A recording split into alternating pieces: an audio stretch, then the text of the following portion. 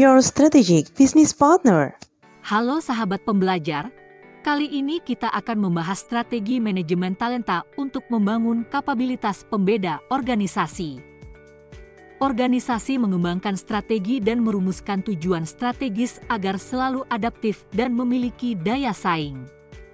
Organisasi pun dituntut mencermati perubahan yang terjadi dalam iklim sosiologis, teknologi, ekonomi dan politik di sekitarnya secara konsisten dari waktu ke waktu.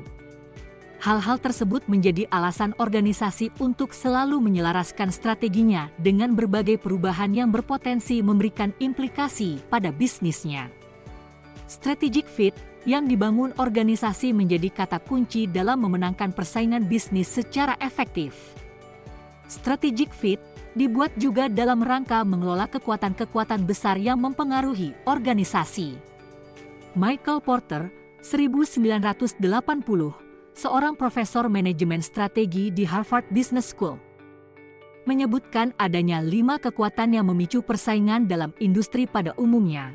Karakteristik dan intensitas persaingan, kekuatan tawar-menawar pemasok, kekuatan tawar-menawar pembeli, hambatan, masuk, bahan baku, dan ketersediaan bahan pengganti.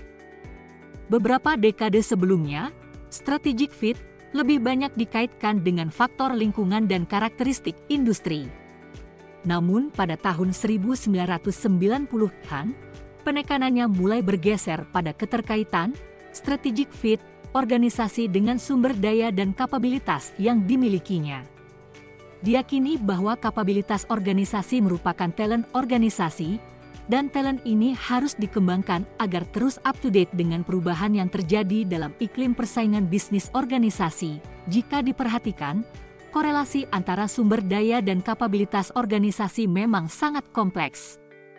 Hamel dan Prahalad mengamati bahwa kapabilitas outstanding yang dimiliki organisasi tidak selalu merupakan hasil atau akibat dari sumber daya yang unggul.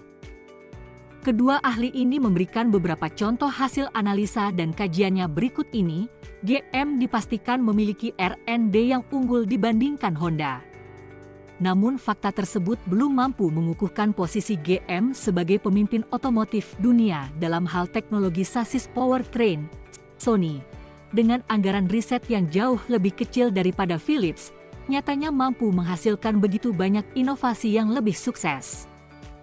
Banyak riset dan praktik manajemen bisnis yang menunjukkan sifat hubungan yang tidak langsung antara sumber daya perusahaan dan kapabilitas yang dapat dihasilkan oleh perusahaan tersebut. Menurut Hamel dan Prahalad, kunci pentingnya justru pada bagaimana kapabilitas perusahaan dalam memanfaatkan sumber daya yang dimilikinya.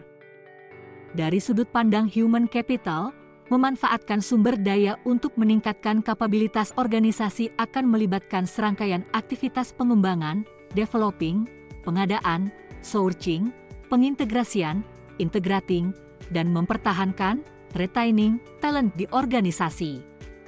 Para ahli manajemen menyebut hal ini sebagai agenda mutlak agar organisasi memiliki dan mengembangkan kapabilitas, pembedanya, distinctive capability, dalam bisnis. Kompetitor boleh saja memperoleh dan mencontoh sumber daya, atau bahkan memperoleh keterampilan yang dimiliki suatu organisasi.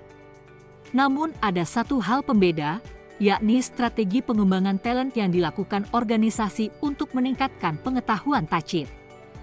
Prioritas organisasi telah berubah dalam beberapa tahun terakhir. Organisasi kini memiliki fokus mengembangkan kapabilitas pembeda yang berasal dari sekumpulan talent yang mampu menghasilkan kinerja tinggi. Kapabilitas pembeda ini harus fleksibel, tahan lama, dan sulit untuk ditiru.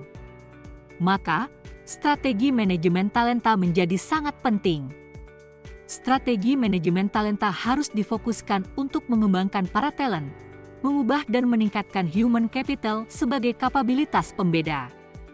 Dalam konteks demikian, merekrut dan mempertahankan para talent saja tidak cukup.